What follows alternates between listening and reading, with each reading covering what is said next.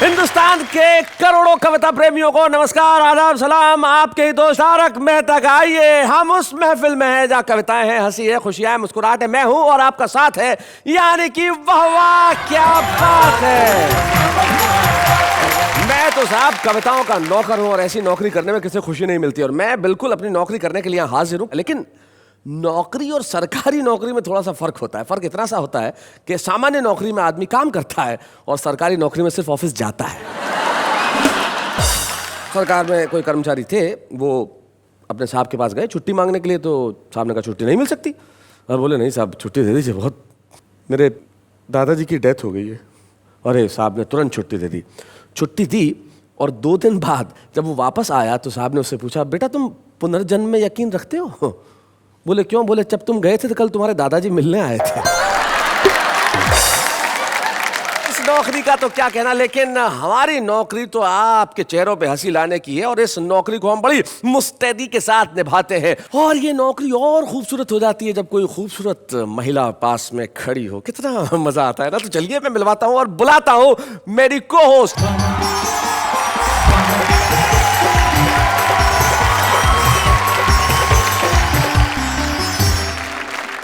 नमस्कार, मैं हूं आप सबकी एटीएम और आपका स्वागत करती हूं आपके अपने शो में जिसका नाम है वाह वाह क्या बात है। अब इन्हें देख के तो आपको एहसास हो ही गया होगा कि मेरी नौकरी कितनी मजे की है। मजे की? यानी आप नौकरी मजे के लिए करते हैं? मुझे तो लगा पैसों के लिए करते हैं। अरे भाई तुमने अभी अपना खुद का नाम बताया ना, एटीएम, अंजलि तारक मेहता। तो जब एटीएम खुद पास में खड़ा हो तो पैसों की किसे परवाह है, जब चाहे पैसे मिल जाते हैं। और मैं तो मारवाड़ी आदमी हूँ, वैसे भी हमें पैसे कमाने के लिए नौकरी करने की जरूरत नहीं होती। हमें कोई चांद पे भी भेज देना तो हम प्लॉट काट के भेज देते हैं। हम फोटोग्राफर के पास भी जाते हैं तो बोलते हैं कि पासपोर्ट साइज की ऐसी फोटो खींच दे जिसमें जूते भी आ जाए। ये हमारा तरीका। लेकिन मैं तुमसे एक छोटा सा सवाल करना चाहता हूँ, तुमने कभी नौकरी करने की कोशिश की है? नहीं सर, मुझे तो बचपन से ही एक्टिंग का शौक है। तो करो ना। मतलब? नहीं, वैसे एक सजेशन है कि मेकअप तो तुम रोज करती हो, एक बार चेकअप भी करवा लो। मेरे मेकअप और चेकअप के बारे में ना पैकअप के बाद बात कर लेंगे। फिलहाल मेहमान आ चुके हैं, शो को आगे बढ़ाइए। ओ या मुझे बहुत अच्छा लगता है जब कभी कभी तुम समझदारी की बातें करती हो। एग्जैक्टली, शो को आगे बढ़ाते हैं। यानी कि हमारे मेहमान हमारे साथ हैं, वो मित्र जो आज सुनाएंगे कुछ ऐसा जिन्हें सुन के आप कहेंगे कि भाई वाह वाह क्या बात है। क्या बात है। हमारे साथ हमारे 3 कवि मित्र बैठे हैं जो तीनों ही कमाल के हैं। शकील जी जिनकी खेती लहला रही है, प्रवीण जी जिनकी खेती इधर उधर बल खा रही है, और बीच में जो ये चांद है। हाय हाय, मुझे तो याद आता है एक बार एक मक्खियों का जोड़ा इधर बैठा था महेंद्र अजनबी के सर पे। तो जो फीमेल मक्खी थी उसने मक्खे से कहा कि चलो दिलदार चलो चांद के पार चलो। तो भाई आज हम बात कर रहे हैं नौकरी पर। तीनों हमारे साथ है। महेंद्र अजनबी जो एक जमाने में नौकरी करते थे और इतनी बढ़िया नौकरी करते थे कि सरकार ने इन्हें निकाल दिया। मतलब सरकार ने कहा कि अब आप कविताएं पढ़िए, वही ज्यादा ठीक है। प्रवीण शुक्ल अभी तक नौकरी कर रहे हैं, पता नहीं कब इन्हें निकलना पड़े। शकील मालेगावी ने जिंदगी में कभी नौकरी नहीं की। शायर कभी नौकरी थोड़ा ही करता है, शायर तो मस्त रहता है साहब। लेकिन आप तीनों ने नौकरी की है इस जनता की कि हम जब तक रहेंगे इस जनता को हंसाएंगे। इससे बड़ी नौकरी क्या हो सकती है। आप तीनों के लिए जोरदार क्या बात है। तो तीनों यहाँ बैठे हैं और इस वक्त तीनों ही टुकुर टुकुर निगाहों से अभिनय ये कर रहे हैं कि मुझे देख रहे हैं, पर देख ही नहीं रहे हैं। चलिए कोई बात नहीं, जहां से भी देख के बात करें। लेकिन मैं जानता हूं इस वक्त आप जो हमें देख रहे हैं वो इंतजार कर रहे हैं कि कब आएंगे ये और सुनाएंगे कुछ। तो इंतजार खत्म करते हैं, सबसे पहले बुलाते हैं शकील भारती को।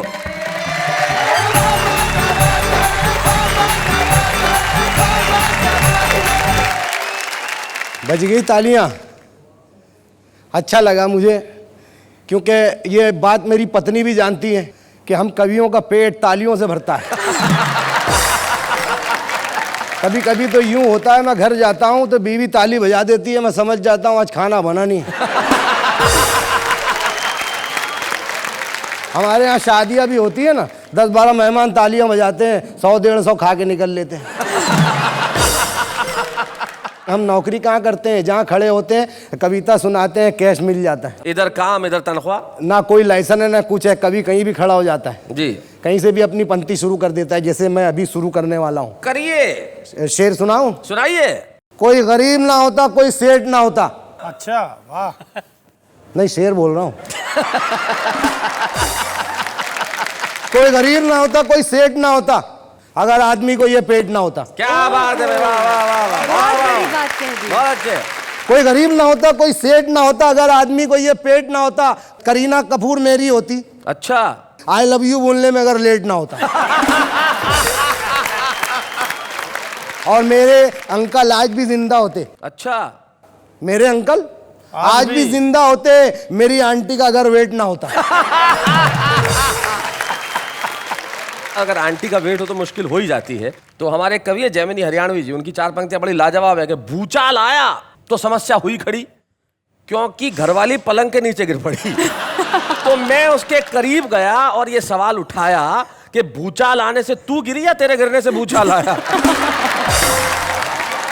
तो कुछ शेर और इरशाद। सबको अपना शेर सुनाना, हलवा है क्या? शब्दों से फिर भेजा खाना, हलवा है क्या? हलवा है क्या? हाँ। लड़की का क्या 1 मिनट में सेट हो जाती है? लड़की का क्या 1 मिनट में सेट हो जाती है, बाद में उसका खर्च उठाना। हलवा है क्या? क्या बात है, वाह वाह शकील जी। मैं तो ये पूरी लाइफ वहम में रहूंगा। आपने शेर पे वाह वाह की है कि मेरे ऊपर? बता शेर दे। पे? शेर हलवा हाँ, है क्या? इससे मेरी गलतफहमी दूर हो गई। जी जी जी। लड़की का क्या 1 मिनट में सेट हो जाती है, बाद में उसका खर्च उठाना। हलवा है क्या? बाइक चलाना, प्लेन चलाना इजी है, हाँ, मेहनत करके घर को चलाना। हलवा है क्या क्या? बात है, वाह वाह वाह वाह वाह, क्या बात। इसके उसके मुंह से छीन के कोई भी खा सकता है। क्या बात है। किसी नेता का लूट के खाना। हलवा है क्या? हलवा है क्या? हमारे खानदान में बड़ी दिक्कत है, परंपरा। अच्छा, ससुराल का हर शख्स मुकद्दर का सिकंदर क्या बात है। सास मदारी तो मेरा ससरा है बंदर। दम मस्त कलंदर। दम मस्त कलंदर। लोकल के सफर में एक लड़की जो मिली थी, मंजिल को मैं भूला, जाना था मुझे कुर्ला तो उतरा मैं भयंदर। दम मस्त कलंदर। दम मस्त कलंदर। वाह वाह वाह वाह। कट रही है जिंदगी अपनी बड़े ही शान से, ईमान से। मैं कमा लेता हूँ 200 आज भी लोबान से, ईमान से। ईमान से। फायदा इतना हुआ है खुद के दस्तरखान से, ईमान से। अपने घर बुलवा के मैंने खा लिया मेहमान से, ईमान से। आपको भी दावत दे रहा हूँ, कभी आए। अपने घर बुलवा के मैंने खा लिया मेहमान से, ईमान से। जब से पत्नी को बिना मेकअप के देखा रात में, बरसात में, डर जरा सा भी नहीं लगता अब शैतान से, ईमान से। डर जरा सा भी नहीं लगता अब शैतान से, ईमान से। ये मेरी पत्नी की बात है, आप बार बार वाह वाह कर रहे हैं। आखिरी शेर मेरी ख्वाहिश है ये कि कतरीना कैफ से शादी रचाने के लिए, मनाने के लिए, अच्छा, चाहे अब लड़ना पड़े अरमान या सलमान से, ईमान से।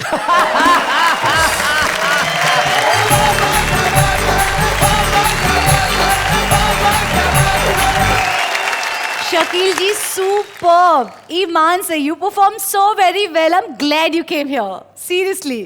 क्या बात है शकील भाई। मैं इनके लिए एक ही चीज कह सकता हूँ कि भाई ये पास में खड़ी हैं, कितनी अच्छी लगती हैं। बहुत अच्छी थैंक लगती यू। पर इनसे हिंदी बुलवाना हलवा है क्या? हाँ सही बात, क्या बात। उन्होंने जो तारीफ की है, अभी तक के 23 बरस मेरी शादी को हुआ है, आपकी भाभी ने भी वो तारीफ नहीं की। ओ हो। मैं बार बार इसमें आऊंगा और 2 पंक्तियां बोलूंगा। सारे जमाने से जीत है, महंगाई से मात है, फिर भी वाह वाह क्या बात है। बहुत अच्छे। क्या बात है भाई। आपने कहा कि 23 साल में आपकी बीवी ने इतनी तारीफ नहीं की और इन्होंने इतनी की, आप एकदम से घायल हो गए। अब जाऊंगा खुद को खुलवाऊंगा तो डॉक्टर बताएंगे अंदर क्या क्या हुआ है। जी जी। लेकिन घर जाके हमारी जो भाभी है वो आपके साथ उचित व्यवहार करें हैं। जी। आप घर पहुंचे सम्मान से, ईमान से। जी जी, शुक्रिया जी, शुक्रिया। और आइए अब इस कमाल को आगे बढ़ाते हैं। शकील के बाद हम बुलाते हैं उसे जिनकी बीवी भी बड़ी कमाल की है। संजू नाम है उनका। संजू। और जब संजू के पति जो प्रवीण है वो उन्हें यात्रा पे ले जाते हैं तो क्या क्या हो सकता है, ऐसे ही बहुत सारे किस्से उनके पास है। प्रवीण शुक्ल जी, आप किस बात का इंतजार कर रहे हैं? आपके घुटनों में कोई रोग है क्या सर? तो खड़े होइए जरा, यहाँ आइए, तालियां बजाइए।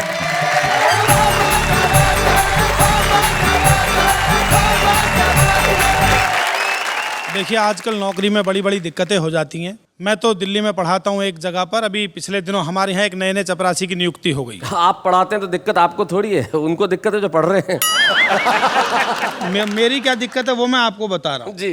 उसका नाम था चपरासी का प्राणनाथ। प्राणनाथ। अब देखिए लेडी टीचर्स को बड़ी प्रॉब्लम हो गई। उसे क्या कहकर बुलाएं, ना प्राण कह सकते ना नाथ कह सकते। एक टीचर ने मुझसे आकर कहा, बोले इसे कहाँ से पकड़ लाए सर, इसे क्या कहकर बुलाएं? मैंने कहा मैडम इनका सरनेम पूछ लो। तो एक ने शर्माते हुए पूछा, प्राणनाथ जी आपका सरनेम क्या है? तो बोला जी स्वामी। बोले रे घर का नाम ही बता दे। बोला जी बलमा। बोले मोहल्ले वाले क्या बोलते हैं? बोला जी साजन। धारावाहिक था अगले का पूरा का। मैंने तो देखा जब मैं जाता हूँ कई बार कॉलेज, आजकल एक टीचिंग क्लास में होती है, एक टीचिंग उसके बाद में होती है जी। उस पर एक छंद सुनिएगा। सुनाइए।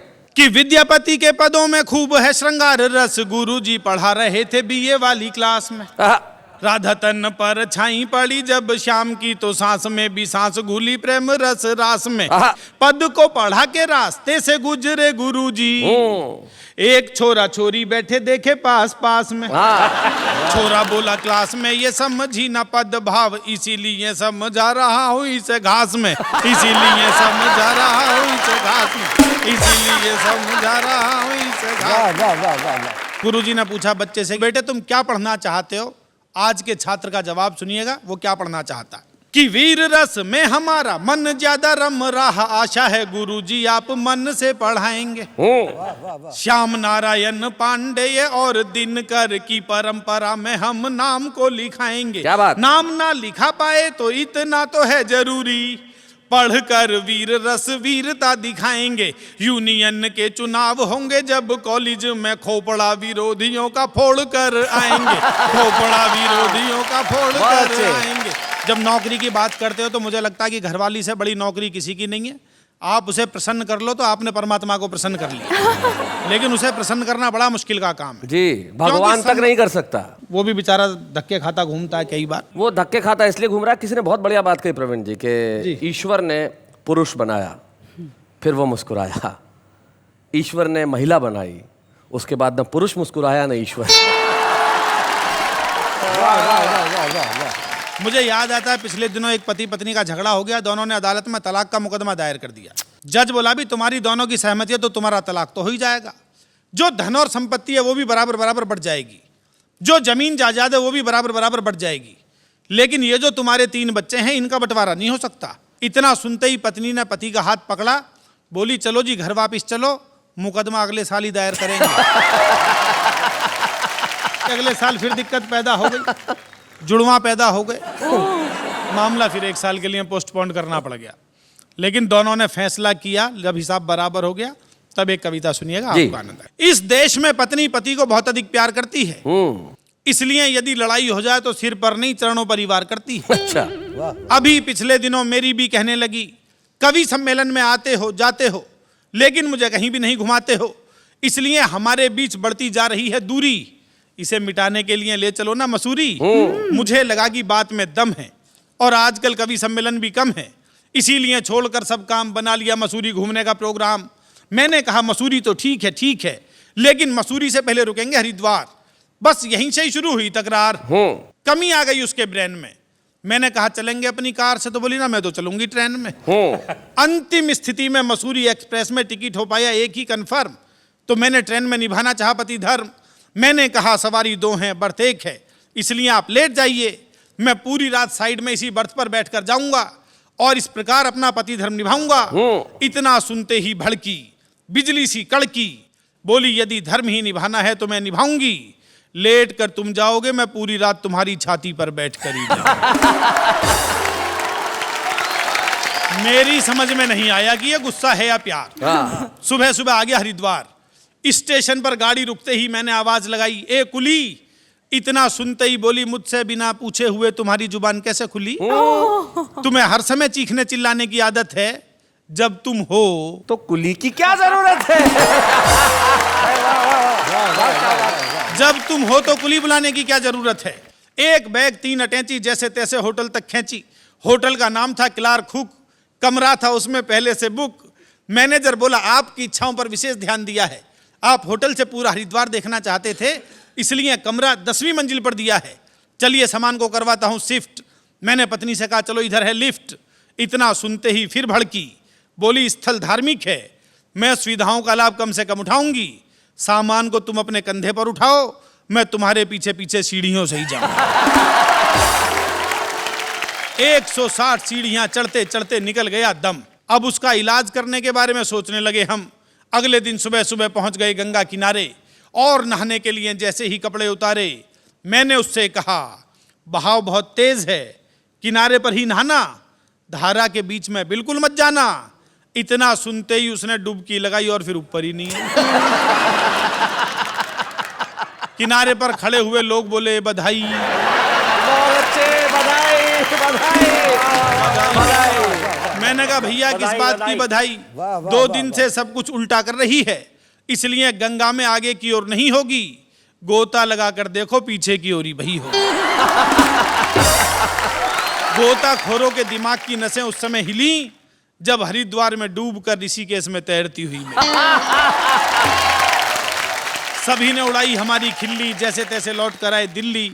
लेकिन ये मत समझना हमारे संबंध अच्छे नहीं हैं, क्योंकि संबंधों के धागे इस देश में पश्चिम की तरह कच्चे नहीं हैं। ये वो देश है जहां पति पत्नी रोजाना लड़ते हैं, झगड़ते हैं, रूठते हैं, मनाते हैं, लेकिन 7 फेरे लेने के बाद 7 जन्म तक साथ निभाने की कसम उठाते हैं। क्या बात है, वाह वाह, बहुत बढ़िया।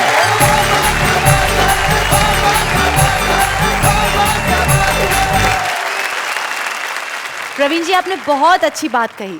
हम पत्नियां 7 जन्म तक धर्म निभाती है, बंधन साथ मतलब 2 जगह।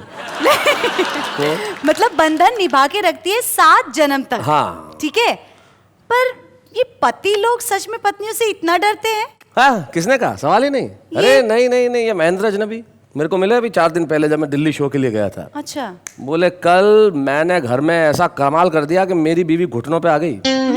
घुटनों पे आके मुझसे बात की। मैंने कहा अच्छा यार, इतना डरा दिया? मैंने कहा क्या किया घुटनों पे आके उन्होंने? बोला पलंग के नीचे से बाहर निकली तो दूंगी एक।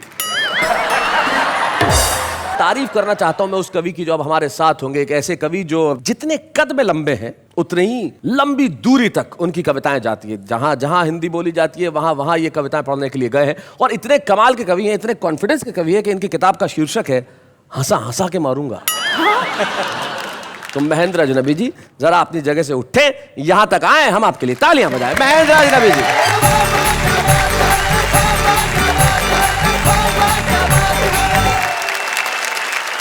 एक दो छोटी छोटी कविताएं मैं भी आपको सुनाऊंगा, पसंद आएंगी ठीक है, नहीं तो 3-4 और सुनाऊंगा। हम कवियों के साथ क्या क्या हो जाता है कि सड़क पर दौड़ते हुए एक आदमी को हमने रोककर पूछा कहाँ? बोला आत्महत्या करने। मैंने कहा इतनी सी बात तो मैं तुम्हारे बहुत काम आ सकता हूँ, तुम्हें अपने साथ किसी कवि सम्मेलन में ले जा सकता हूँ। मैं बोला बस बस रहने दीजिए, ये जुर्म मत कीजिए, आपको मालूम है मैं आत्महत्या करने क्यों जा रहा हूँ? बात यह है कि मैं अभी अभी तो एक कवि सम्मेलन से छूट कर आ रहा हूँ। बहुत अच्छे। जब मैं नौकरी किया करता था जी, पढ़ाता था बच्चों को, बच्चे कितने उस्ताद हो गए हैं, कभी कभी किसी बात का क्या जवाब दें। मैं परीक्षा की कॉपी जांच रहा था। अच्छा। बच्चे को जवाब आता नहीं था जो प्रश्न दे रखा था। किन्हीं नेताजी का नाम लिखा हुआ था, बड़ा अटपटा सा नाम लिखा था, फलाने नेता कौन है? बच्चे ने लिख रखा था यह बहुत ही जहरीला कीड़ा होता है, खेतों में पाया जाता है, हरे रंग का होता है, और जिस फसल के ऊपर लग जाए उसे नष्ट करके ही छोड़ता है। क्या बात है, बहुत अच्छे। मैं आ रहा था अभी यहाँ स्टूडियो में, तो आगे आगे एक मेटाडोर जा रही थी, पीछे एक शेर लिखा हुआ था हम भी प्यार करते थे, चांदनी से दिल लगाने लगे, अपनी किस्मत ही खराब थी, मेटाडोर चलाने लगे। आपको अपनी लंबाई की वजह से कोई दिक्कत नहीं होती अजनबी जी? नहीं, दिक्कत तो होती है। अच्छा। एक बार सब्जी वाले के पास गया, मैंने कहा भैया ये नींबू क्या भाव दिया? उसने कहा बैठ के देखो संतरे हैं। एक कविता सुनाना चाहता हूँ आप लोगों को। कवियों के साथ बड़ी दिक्कत वाली बात यह होती है कि अगर कोई कवि को ठीक से नहीं सुने, हूट कर दे, तो उसे सदमा लग सकता है कवि को। भाई साहब जी। मुझे सदमा लगा तो मेरी याददाश्त चली गई। अच्छा, उस याददाश्त के जाने की कहानी आपको सुना रहा हूँ जी सुनाइए। कि एक कवि सम्मेलन में मुझे श्रोताओं ने इस कदर हूट कर डाला कि हादसे से मेरी यादों का निकल गया दिवाला। तब से बिना निमंत्रण के ही हर प्रोग्राम में पहुंच जाता हूँ। हालत इतनी खराब है, जहां भी पंडाल लगा दिखता है कवि सम्मेलन समझ के घुस जाता हूं। कभी तो अपने स्कूल जाकर बच्चों को कविताएं सुनाने लगता हूँ, हाँ। कभी मंच से ही श्रोताओं को हिस्ट्री पढ़ाने लगता हूँ। एक बार तो गजब बड़ा कर दिया, जो श्रोता कवि सम्मेलन में लेट आए थे मैंने उन्हें कुर्सी पर ही खड़ा कर दिया। अपने बिगड़े हालात का ज्यादा बयान क्या करना है, मुझे यह भी ध्यान नहीं रह पाता कि कितनी देर पढ़ना है। एक जगह तो मैं पढ़ता गया, 1 घंटा हो गया, 1.5 घंटा हो गया। श्रोता बोर हो गए। मैंने बाद में उनसे माफ़ी मांगी। मैंने कहा माफ़ करना, आज मेरे हाथ में घड़ी नहीं थी। एक श्रोता खड़ा होकर बोला पीछे कैलेंडर लगा हुआ था, वही देख लेता।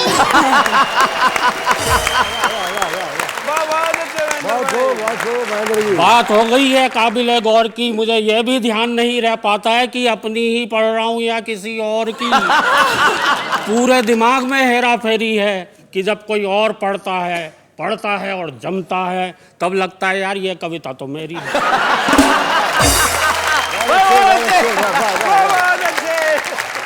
एक जगह तो मैंने जेब से कागज निकाल के पढ़ना शुरू किया। आधा किलो नमक, 5 किलो आटा, 1 किलो गोभी, आधा किलो परवल, पाव भर चाय, 2 किलो चावल। एक श्रोता खड़ा हो गया करके हाय, बोले हद हो गई है डिसिप्लिन के, अनुशासन की। कविता पढ़ रहा है या लिस्ट अपने घर के राशन की। दूसरा श्रोता बोला इसे ही सुनाया जाओ, वाह वाह, इरशाद इरशाद। घर पर और क्या क्या ले जाना है हम सब भी कर लेंगे यार। वैसे मियाँ आप किस फरेब में हैं, ऐसी एक एक कविता तो हम सबकी जेब में है।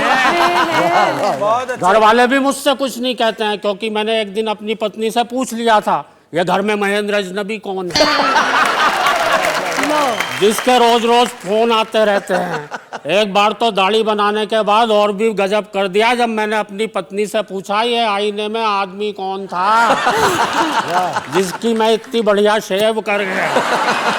रात को सोते समय और भी लफड़े में रहता हूँ। मेरा कुत्ता तो आराम से बिस्तर पर सोता है, मैं पलंग के नीचे कुकू करता हूँ।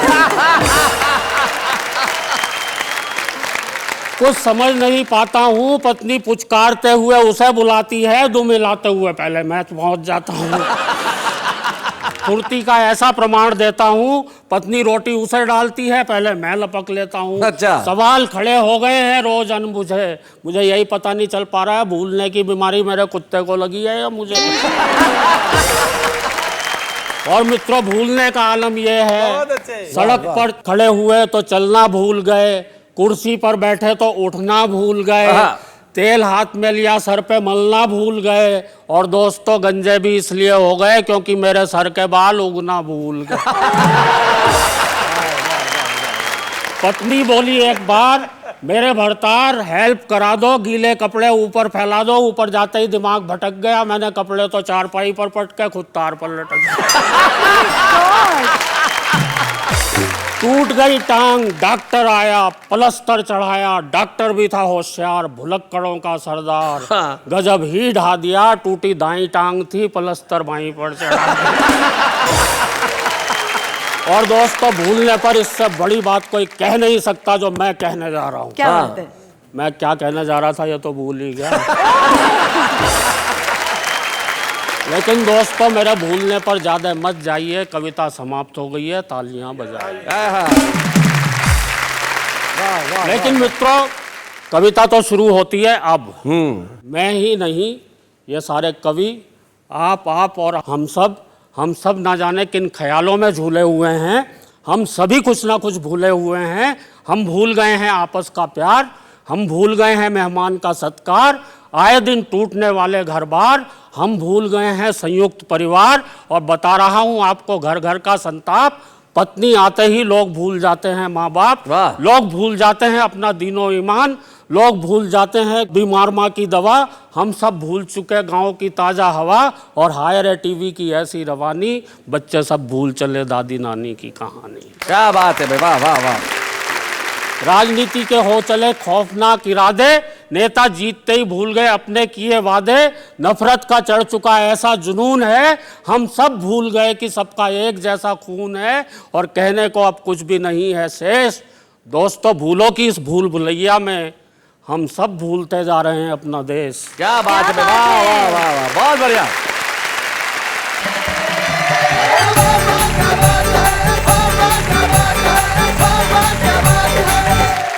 भाई कमाल है महेंद्र अजनबी जी, आपने अपनी कविता को जो अंत किया वो लाजवाब था। आप जो भूलने की बात कर रहे थे, किसी किसी को हो जाती है बीमारी, अब हुई एक को भूलने की बीमारी तो डॉक्टर के पास चला गया, बोले डॉक्टर साहब मुझे कुछ याद नहीं रहता है, आजकल मुझे भूलने की बीमारी हो गई है। तो डॉक्टर बोले ये तकलीफ कब से है? बोले क्या कब से है?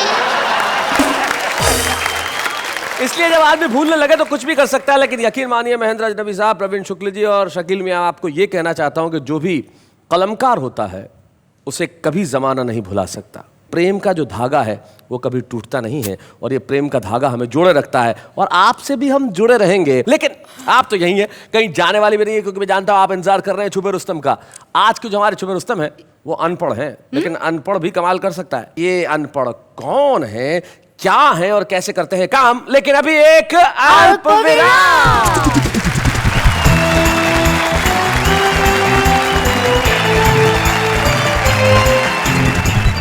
स्वागत है उस कार्यक्रम में जिसका नाम है वाह वाह क्या बात है। अनपढ़ लोग भी नौकरी करते हैं। हाँ। जी, जिंदगी में नौकरी तो किसी भी किस्म की हो सकती है, और अगर कोई आदमी अल्फाज की नौकरी करे, शब्दों की नौकरी करे तो क्या बात है। हमारे बीच में एक ऐसा युवा व्यक्तित्व है जिसका नाम है अमित अनपढ़। अमित अनपढ़ जी, और इससे ज्यादा आदमी की विनम्रता क्या होगी कि खुद को अनपढ़ कह रहा है। बोलो। इतनी मॉडेस्टी, इतनी विनम्रता, और बहुत अच्छा लिखता है। तो हम चाहते हैं कि आज हमारे इस एपिसोड में जो हमारा छुपा रुस्तम है अमित अनपढ़, जो उत्तर प्रदेश से हमारे बीच में है, मैं चाहता हूं कि वो आए और कितने पढ़े लिखे हैं हमें अपनी कविता से बताएं। हमारे छुपे रुस्तम अमित अनपढ़।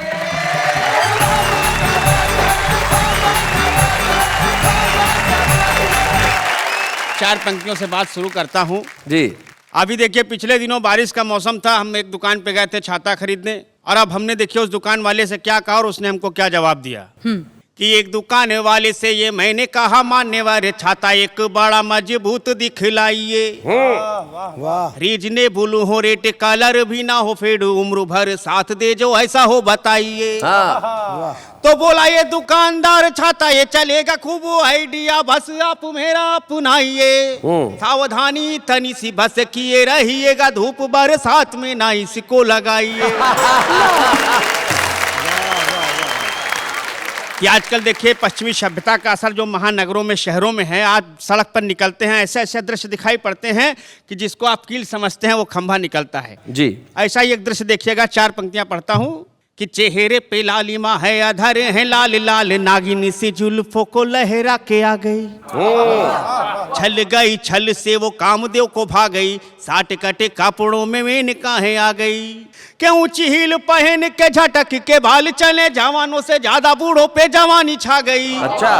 पश्चिमी बिहार का असर कुछ ऐसा हुआ, चाची भी पहन के अब जींस टॉप आ गई। चार पंक्तियां और इसी खानदान की सुने कि बस अड्डे पे खड़ा मैं गीत ये है गा रहा था, रफ्ता रफ्ता देखो यार आंख मेरी लड़ी है, और आंख जिससे लड़ी है दिखने में वो परी है, खूबसूरत बाला वो पास मेरे खड़ी है। तो बोली मुस्कुरा के वहाँ हो अभी नादान तुम, मॉडल नया है सन 60 वाली घड़ी है, जिससे तेरी आंख लड़ी गौर से तू देख जरा, उम्र में वो तेरी मम्मी से भी बड़ी है। और आजकल देखिए साहब मोबाइल कहाँ कहाँ तक पहुंच गया है, हर आदमी के हाथ में मोबाइल है। चार पंक्तियां मैं मोबाइल पे पढ़ता हूँ, सुनिए कि एक भिख मंगा के मेरे द्वार पर बोला, भूखा हूं मैं बेटा, जरा कुछ तो पसीजिए। मैंने कहा भाई अभी भोजन पका नहीं है, अगले मकान में जुगाड़ कर लीजिए। तो भिखारी ये बोला थोड़ी देर बाद आ जाऊंगा, मोबाइल नंबर हमारा नोट कीजिए। खाना बन कर जब हो जाए तैयार सर, बस आप एक मिस कॉल मार दीजिए। और 4 पंक्तियां अंतिम पढ़ के अपना स्थान लेता हूं जी। कि आजकल देखिए जब पति पत्नी में झगड़ा होता है तो पत्नियां अपने गुस्से को किस तरह से प्रकट करती हैं। बताइए। कि मायके जाना, हाँ आपके लिए विशेष है जी। मायके जाने की अनुमति यदि ना मिले तो कुकर कढ़ाई भगोने से भीड़ती हैं ये। जिस दिन पानी की समस्या अति हो बिकट, उस दिन साबुन पे टूट पड़ती है ये। कि अपने पितावा भाई को ही मानती हैं तो उपदेशी कट्टे जैसा पति को समझती हैं ये। शादी के ही साल बस माधुरी सी लगती हैं, उम्र भर शशिकला भांति लड़ती हैं ये। बहुत बहुत धन्यवाद। अमित अनपढ़, आपने बहुत बहुत बढ़िया ढंग से सुनाया। और कौन कहता है कि आप अनपढ़ हैं। आज हमें बड़ी खुशी है कि आप छुपे रुस्तम सेगमेंट में आए, और निश्चित तौर पे आज आप यहाँ से सारे देश को मिले हैं जो आज भले ही अनपढ़ हो, कल पढ़े लिखे लोग भी कहें कि अनपढ़ हो तो ऐसा। तो आज हम अमित अनपढ़ को एक प्रोत्साहन चिन्ह देना चाहते हैं। वाह वाह, क्या बात है किस्मत।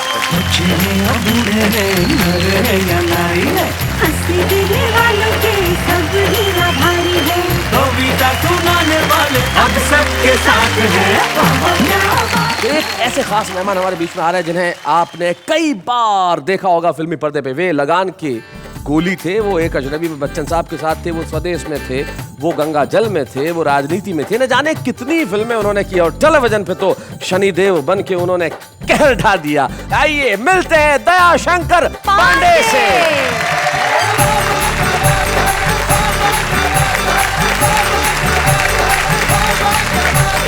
भाई आपने हमारी इतनी तारीफ की है तो आप कहिए, आप कौन सी कविता सुनना चाहेंगे? वैसे हमें एक ही कविता आती है। अरे तो फिर पूछ क्यों रहे हो? तो भाई आपने हमारी इतनी इज्जत की है तो पूछना तो पड़ेगा ना। नहीं थी, अभी आप अपनी सिर्फ उस एक कविता की इज्जत करिए और सुनाइए। तो ठीक है, हम आपको अपनी किताब से एक कविता। अपनी किताब? आपने किताब लिखी है? क्या बात है? लिखी नहीं है भाई, हमने खरीदी है। तो अब अपनी कविता कथा शुरू कीजिए। पहले दिल की बात जुबान पर आने के लिए जवानी बीत जाती थी। आजकल दिल की बात डायरेक्ट मोबाइल मैसेज पर आ जाती है और मैसेज से सीधे एमएमएस तक पहुंच जाती है। जी। आज की कविता का शीर्षक है मोबाइल। लगता है मोबाइल का आविष्कार जरूर किसी महिला ने ही किया होगा, क्योंकि हर पत्नी को एक ही ख्याल आता है कि ऑफिस के बाद उसका पति कहां जाता है। वर्षों महिलाओं ने शाम के सूनेपन को जिया जी। फिर पति का इंतजार करने के बजाय मोबाइल का आविष्कार किया। बहुत अच्छे। और 10 रुपए का बेल्ट खरीद कर आदमी के गले में डाल दिया। बेल्ट वो जो मोबाइल के साथ जुड़ा होता है। हाँ। और बोली, जाना है जहां जाओ, मैं खुद ही पता कर लूंगी प्यारे तुम कहां हो। तो मोबाइल के मूवमेंट को चेक करते हुए हमारे मित्र ने एक बार हमसे पूछा कि भाई ये मोबाइल का मूल मंत्र क्या है? तो हमने कहा, मोबाइल फोन का मतलब है घर से बाहर भी पति पर मजबूत पकड़ रखने वाला एक चलता फिरता यंत्र है। क्या बात है, वेरी गुड। और ये बात पति के स्वाभिमान को शर्मिंदगी में डुबोती है कि मोबाइल फोन एक ऐसा रिमोट कंट्रोल है जिसमें रिमोट तो हमारे हाथ में होता है पर कंट्रोल हमारे घर से होती है। अच्छा है। मोबाइल चीज ही ऐसी। हमारे एक वरिष्ठ कवि मित्र ऐसे हैं कि एक पत्नी ने पति को मोबाइल पे फोन किया। बोले कहाँ हो? वो बोला मंदिर में। बोले घंटी बजा के बताओ। पति को मुंह से ही आवाज निकालनी पड़ी। तो खैर आज दया शंकर पांडे जी ने आज यहाँ पे कविता सुनाई और हम चाहते हैं कि इसी तरह से सेलिब्रेट। एक मिनट सर, फोन। हाँ हेलो, मैं आ ही रहा हूँ, मुझे निकलना पड़ेगा। हाँ ठीक है, ठीक है, okay, bye, thanks for coming. Bye bye bye bye, जल्दी। हाँ एक मिनट, कौन था? अरे बातचीत से पता नहीं चला, लुगाई का फोन था।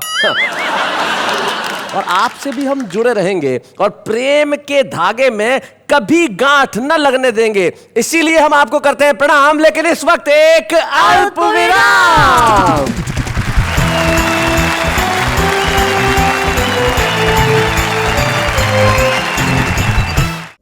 फिर से स्वागत करते हैं कविताओं का, हंसी का और आपका उस कार्यक्रम में जिसका नाम है वाह वाह क्या बात है।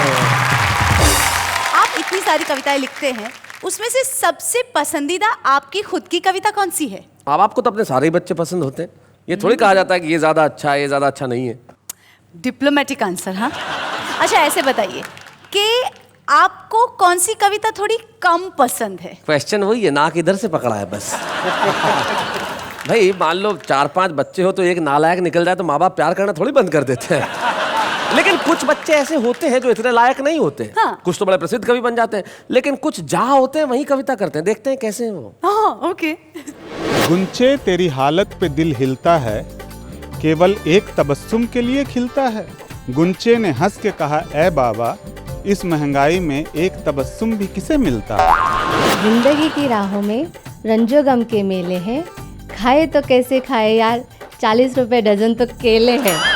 दूर से देखा तो सुंदरिया बाल बना रही थी, पास जाके देखा तो गाय पूंछ हिला रही थी। उजले वस्त्रों में तुम एम्बुलेंस ही लगती हो, फर्क इतना है वो घायलों को ढोती है और तुम घायल करती हो। आपकी शक्ल का अंदाज कुछ ऐसा है, क्या कहूँ ये वाक्य कैसा है। कौन कहता है आप उल्लू जैसे हो, सच तो ये है उल्लू आपके जैसा है।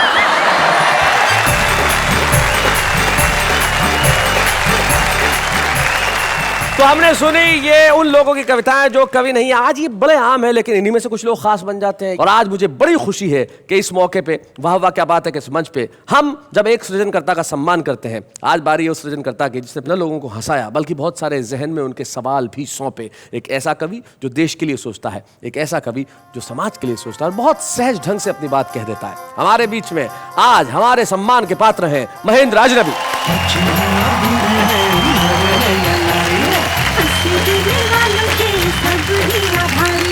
कविता सुनाने वाले अक्सर के साथ हैं, बाबा क्या बात है, बाबा क्या बात है। जैसी कि परंपरा है कि हम जिसका भी सम्मान करते हैं उनके परिवार का एक सदस्य उपस्थित होता है। हमें बड़ी खुशी है कि आज महेंद्र जी की पत्नी और हम सब गीता भाभी यहाँ उपस्थित है और महेंद्र के पुत्र मानक यहाँ उपस्थित है। जिस वक्त आपकी शादी हुई महेंद्र अजनबी से तब भी ये कवि थे? हाँ। आपने फिर भी हाँ किया उस वक्त? और क्या। क्या बात है। एक कवि होने के नाते कवि को ही पसंद किया था मैंने। एक कवि को पसंद किया, मतलब आदमी तो जैसा है वैसा है। कुछ खास बात इनकी भूलने की बात कर रहे थे आप, क्या कहती हैं? भूलने की बीमारी से मैं हूँ इतनी परेशान, ये सोचकर कि कहीं हमें ही ना भूल जाए, हूँ मैं इतनी हैरान। अरे मानक, कोई ऐसा क्षण, कोई ऐसा मोमेंट आया मानक जब तुम्हें लगा कि इस वक्त अगर पापा नहीं होते तो ये काम शायद नहीं होता, इनका होना बड़ा जरूरी है? मतलब गिनना मुश्किल है तो इसलिए मैं गिनवाना नहीं चाहूँगा, पर ये कह सकता हूँ कि मैं आज बहुत ही गौरव के साथ कह सकता हूँ कि मैं इनका बेटा हूँ। क्या बात है, वाह वाह वाह, क्या बात है। शैलेश जी, नौकरी की बहुत खूब बातें चली जी। हमारी नौकरी सलामत है ना? हमारी नौकरी तो चलती रहेगी भाई, हमारी नौकरी तो रात के 10 बजे आपके घर पे आने की है। तब मैं सिर्फ 2 पंक्तियां आपको कह के जाना चाहता हूं कि हाँ, भले ही क्लाउन्स हैं, विदूषक हैं, या फिर हास्य कवि हैं, या जोकर हैं, आपको आंगन पहुंचने वाले तो बहुत मिल जाएंगे, हम आंसू पहुंचने वाले नौकर हैं। इसलिए हम चाहते हैं कि आंसू हम पहुंचते रहें आपके चेहरों से और देते रहें हंसी उसी कार्यक्रम में जिसका नाम है वाह वाह क्या बात है।